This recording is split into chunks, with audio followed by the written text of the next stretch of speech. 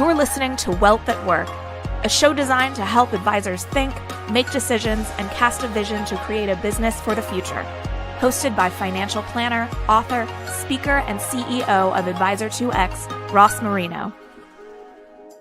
Hey, Jeannie, welcome to the show. Hello. Glad to be here. Yeah, I'm glad to have you back on. I'm looking forward to your session coming up at Wealth at Work, From Cold to Closed is what it's called. And as soon as I read that title, I thought about the what if questions, because I know whenever I hear stories of here's how I connected with a prospect, here's what we did, and here's eventually how I closed that person, I wonder what nuances are in it. But you actually have a defined process. Is this a process you take with every single prospect, or do you mix it up a little bit?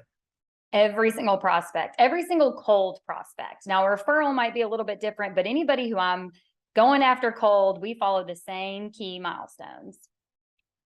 So if someone comes in cold, what kind of expectations would we have with a prospect? Is there literally a 2 or 3 months sometimes, or sometimes 2 or 3 years, or can you say the bulk of them fall within a particular time frame? So I'm going to say, obviously, it's going to vary. And I think what varies the most is the lead time from when you're trying to get that action, right? But I'm going to say from the first time they bite, it's probably a 6 to 8 month close for us. From the first time you really get engagement back. And how many touches does it normally take before you get engagement? You got any data on that? A lot.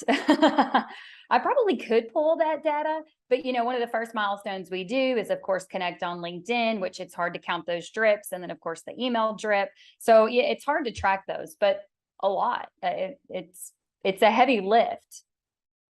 Yeah. And the good part is, with most aspects of our business, the effort is in acquiring clients. And I know there's all these stats on this is what it costs to acquire a client versus keep a client. I can just take my own personal practice. In general, clients don't leave. And yes, there's always the 1 or 2, but in general, the bulk of your clients, they're going to be with you for life. So regardless of the lead time, I'd imagine it doesn't matter how much you put in up front. If they're a good fit client, you're probably not worried about that.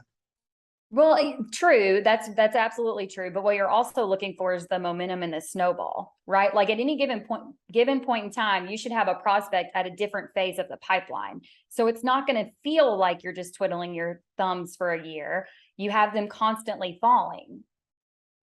Now, do you have a different drip series for each type of prospect, or do you have a cold prospect flow that you use for pretty much everybody? So there are different drips. There might be an ESOP specific drip. There might be a defined benefit specific drip. A lot of what triggers our attention is a major change to record keepers, acquisitions, consolidations, that type of thing. They'll have their own custom drips. So, you want your communication to be specific to them. Now, the good thing is we do produce a lot of content that is evergreen in general, supportive of both existing clients and prospective clients. So that can be consistent. I remember the first time I heard you speak, it was many years ago, not that many years ago, obviously, but a few years ago. And the room was standing room only. So I remember that. But what I also remember is that the level of detail that you shared was significantly more than most speakers out there. And I remember you had some handouts. I remember a couple slides. I remember all these boxes and the different types of relationships. And I just remember thinking, she's actually thought through this. And that's what I'm going to look forward to with this session is you're not just going to give the stories, because I don't think you're equipped to just give the stories. You know the detail, you know the process, you're an ops person at heart, you know the flow, and you're probably going to deliver that. So I'm looking forward to it. It's going to be a no holds barred, right? I get asked all the time, like, aren't you nervous about giving away so much stuff? No, not in the least. I support the specialist. If everybody who attends Wealth at Work is in this business and wants to get business, I'm there to share. Well, it's going to be exciting. We're looking forward to seeing you in October. Thank you, Ross. Thank you for listening to Wealth at Work. The information covered and posted represents the views of the guests and does not necessarily represent the views and opinions of Advisor2X. The content has been made available for informational and educational purposes only. The content is not intended to be a substitute for professional investment advice.